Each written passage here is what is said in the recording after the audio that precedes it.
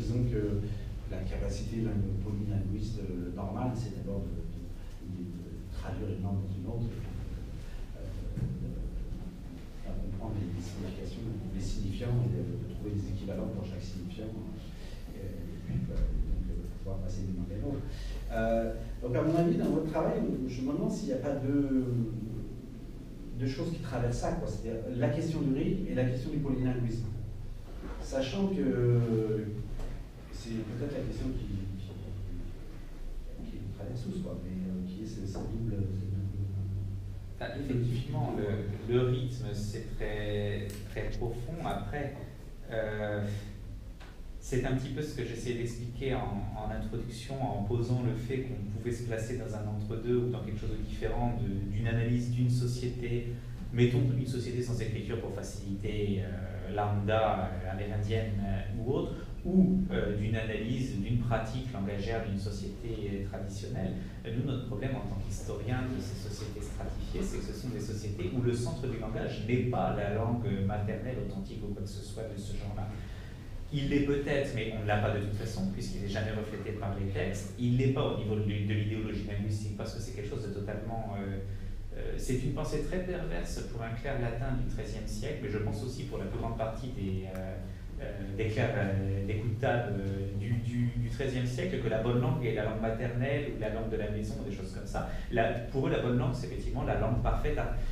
Et artificialité, authenticité, la lingua naturalis au XIIIe, XIVe siècle, quand on la trouve dans les manuels de grammaire, c'est pour dire, ben voilà, il y a des langues imparfaites qui sont les langues naturelles, et puis il y a les langues parfaites sur lesquelles nous devons réfléchir, que nous devons apprendre, que nous devons nous efforcer de parler, et celles-là, ce sont le latin en Occident, le chinois classique en Orient. Après, on peut discuter du rapport écriture-parole. Cette question de la langue maternelle va tout de même arriver peu à peu dans la réflexion, mais elle est effectivement relativement tardive, elle est en tout cas problématique. Elle peut exister tout de même. Je ne veux pas non plus nier que dans l'islam classique, il y ait des réflexions très intéressantes de gens qui sont des quasi-ethnologues de terrain dès l'époque et qui vont aller entendre justement le rythme d'un arabe bédouin un petit peu plus pur pour ne pas perdre trop le contact. Ça nous emmènerait dans des terrains assez loin. Ce qui me gêne, si vous voulez, c'est qu'il m'est très difficile de penser qu'on puisse dissocier dans des civilisations qui sont obsédées par le rythme, mais dont tout le rapport au rythme tel qu'il nous a été transmis par leurs écrits tourne autour du rythme de ces langues non naturelles, qu'on puisse dire, voilà, ça c'est pas le vrai rythme, et de l'autre côté, il y a le rythme authentique qu'on a perdu. Bon, si on se met dans la tête de Montaigne, après tout, c'est toujours un petit peu difficile de savoir s'il pensait mieux en latin ou en français, vu le genre d'éducation qu'il avait reçu, et son rapport à... Le rapport de quelqu'un du XVIe siècle avec la poésie latine ou la poésie grecque n'est pas forcément un pur rapport d'écriture, ça peut être un rapport de rythme très musical. Au XVe, XVIe siècle,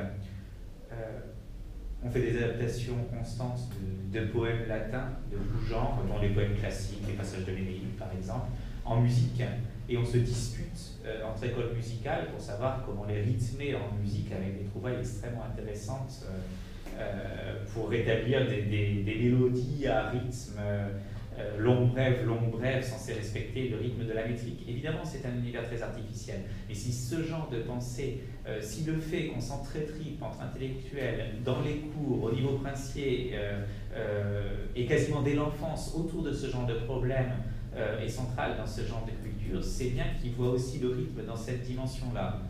Après, bon, tout dépend de ce que vous voulez mettre dans ce que vous appelez authenticité. Mais j'ai un petit peu peur, si vous voulez, que si on s'appuie sur ce genre de mécanisme-là, ça renvoie le travail de l'historien à une dimension historique totalement différente de la dimension anthropologique, parce qu'on risque de créer des barrières où on ne s'entend plus, parce qu'on doit aller vers l'authenticité grâce à l'enquête. L'enquête orale, tandis que l'enquête par les textes montrera toujours quelque chose de figé si on est dans cette dimension trop lointaine. Enfin, en tout cas, oui, c'est une grande... Non, je pense que justement, la démarche de Delahun, c'est très intéressant de ce point de vue-là, et un caractère un peu modèle, c'est-à-dire que dans quelle mesure, au fond, on peut reconstituer ce rythme qui serait le rythme authentique, d'après les textes. Et dans quelle mesure les gens du XVIe siècle, lorsqu'ils se disputent dans la cour, qu'est-ce qu'ils cherchent? Ils cherchent à mon avis, sont quand même dans une démarche d'authenticité. Ils se disent, s'ils se disputent sur savoir comment il faut re-rythmer une langue latine, c'est que probablement il y en a un qui dit cette solution-là est forcément meilleure parce qu'elle est plus authentique. Je ne vois pas au nom de quoi il pourrait dire que sa solution est meilleure.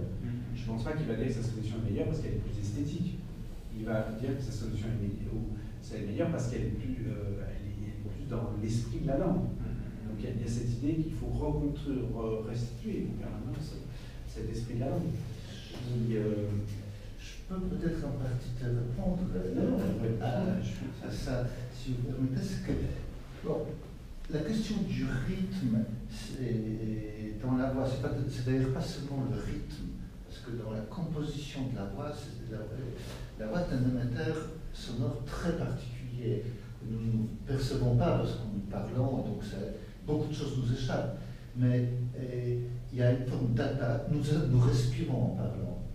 Et nous respirons à des rythmes différents.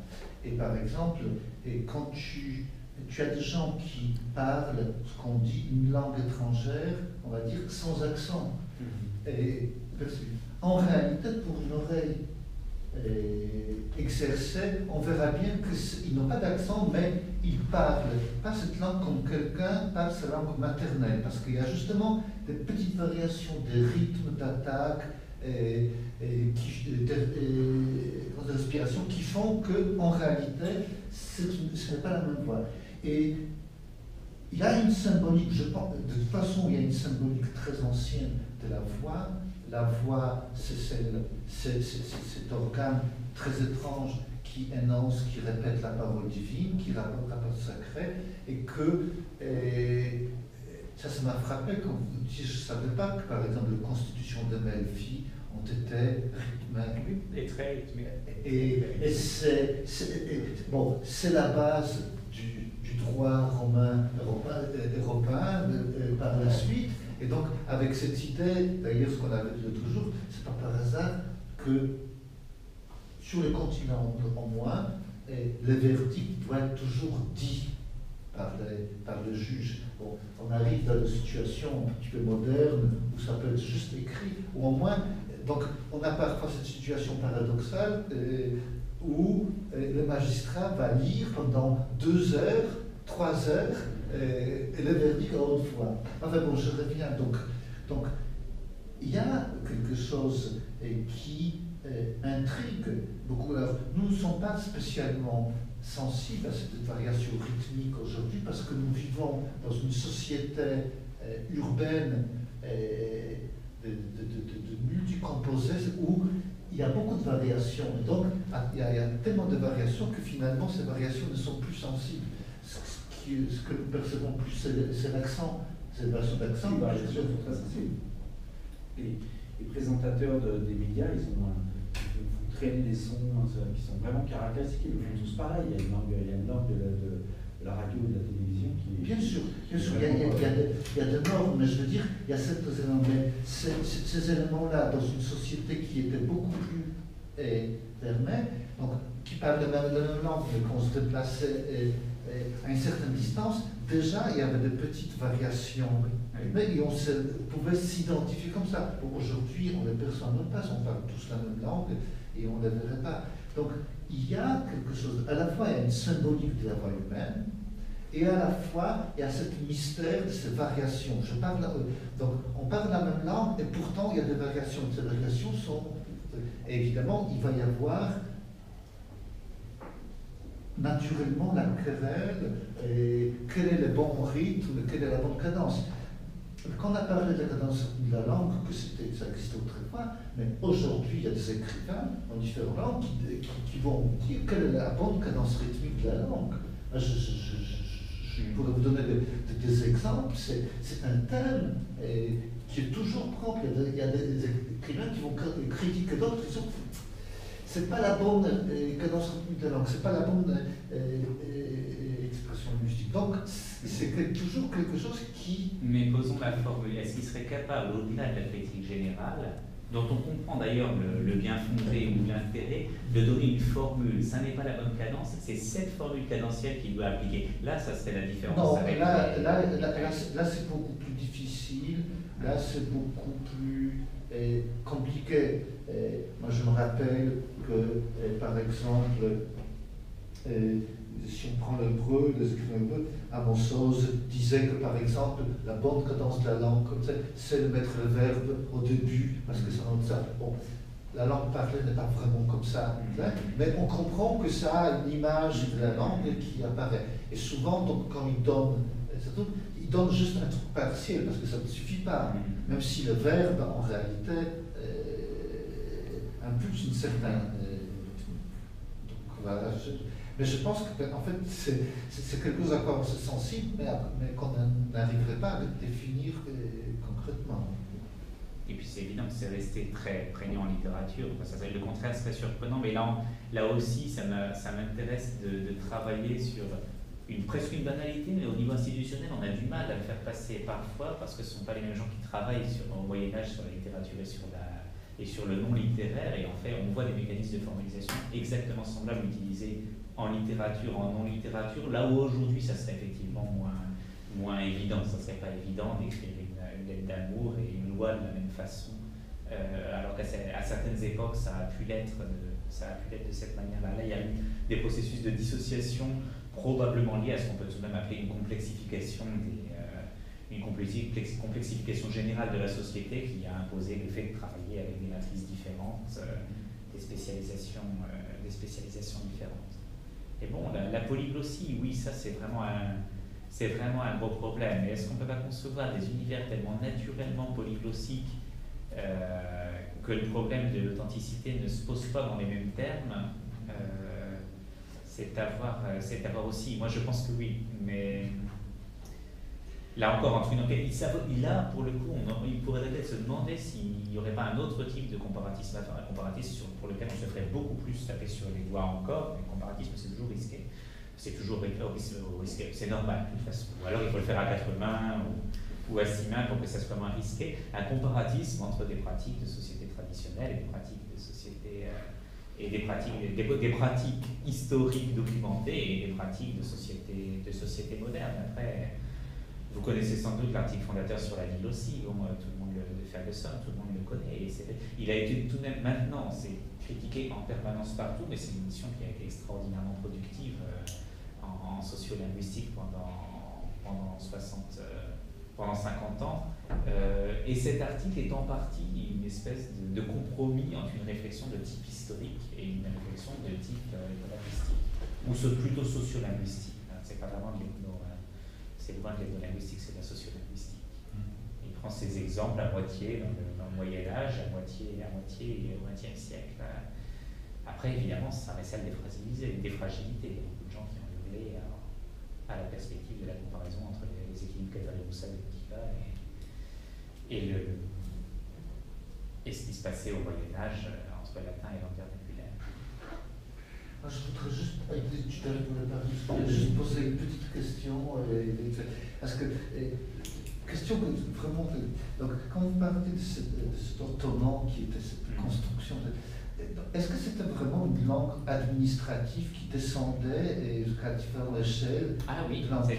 Donc, par exemple, quand, admettons, puisque l'Empire était immense, quand on affichait de nouvelles quelque part, mettons du côté de ce qui est Bosnie d'aujourd'hui jusqu'en Égypte, etc., c'était le même, on le faisait dans cette... Non, il y a toujours ces réflexes de penser ces langages compliqués comme mal accessibles, mais en fait ils n'étaient pas si mal accessibles que ça.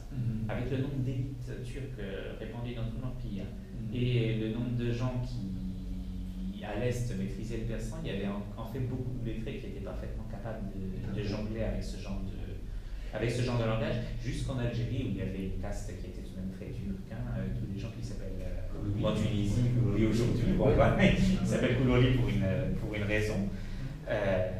Qui s'appelle quoi? Koulouli. Et donc, on peut toujours se poser le problème, mais une preuve de cette chose, c'est que de toute façon, le turc, même épuré d'aujourd'hui, conserve un nombre extraordinaire de vocables arabes et persans aussi, parce qu'ils sont descendus au fur et à mesure de la langue haute vers la langue basse. Le processus a commencé bien avant l'Empire ottoman. De toute façon, ils ont laissé des vestiges probablement un peu partout. mais c'est le problème de la négociation. C'est comme le chinois classique, effectivement. Combien de gens étaient capables de lire parfaitement un texte en chinois classique dans la Chine impériale à la fin du 19e siècle, ou au Japon, ou en Corée, ou au Vietnam? Beaucoup. Une minorité dans la population, mais beaucoup. Plus ou moins parfaitement. Et combien de gens capables de comprendre ce salir sicilo-latin qu'on utilisait à la chancellerie sicilienne pour des documents pour des documents très banals, prêter un roncin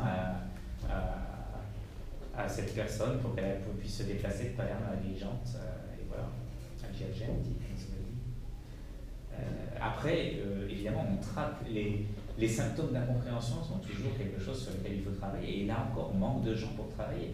J'ai travaillé sur des centaines de manuscrits du XIVe siècle qui montraient que ces belles proses rythmées de la cour sicilienne étaient massacrées en permanence par tous les notaires d'Occident. Alors, on se dégrade au fur et à mesure, on recopie les modèles deviennent peu à peu obscurs, on les trafique, ils vivent leur vie, mais on voit des niveaux de compréhension plus ou moins moyens. Et puis, il y a les moments où des moments de rénovation linguistique où les choses changent vraiment radicalement. Il y a des compromis linguistiques aussi vraiment particuliers. Il y a des interlangues. Il ne faut pas négliger la force de l'écrit par rapport à la force de l'oral aussi. On a beaucoup parlé du... Je suis très content qu'on a beaucoup parlé du livre. C'est une bonne surprise parce que le rythme est tout de même au centre du livre, au centre symbolique aussi. Hein. Je l'ai vraiment voulu comme ça. C'est une saison du rythme médiéval, là, entre Jean-Claude Schmitt et moi, même si c'est encore beaucoup plus acharné sur ça que moi. Certainement, dans l'Extrême-Orient confucéen, le rythme graphique finit par acquérir une certaine importance, parce que vous avez des techniques de lecture de poèmes chinois, ou au Japon, on a lu des poèmes chinois, on a écrit et lu de la poésie chinoise avec passion. Finalement, ça les intéressait pratiquement plus que de la poésie japonaise, à certains égards. Et il y a encore pas mal de gens qui sont très capables de lire ça.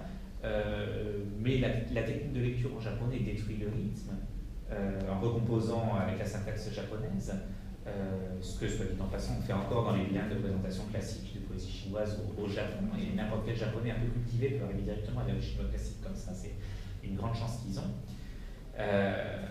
Mais ils le savent, et donc il y a aussi une espèce de lecture silencieuse caractère par caractère, où on reste au rythme du nombre de caractères qui rétablit quelque chose qui va aussi avec une certaine culture graphique. C'est évidemment une perte par rapport à un chinois lettré capable aussi de tonaliser les textes, mais le chinois lettré du XVIIe siècle et du XVIIIe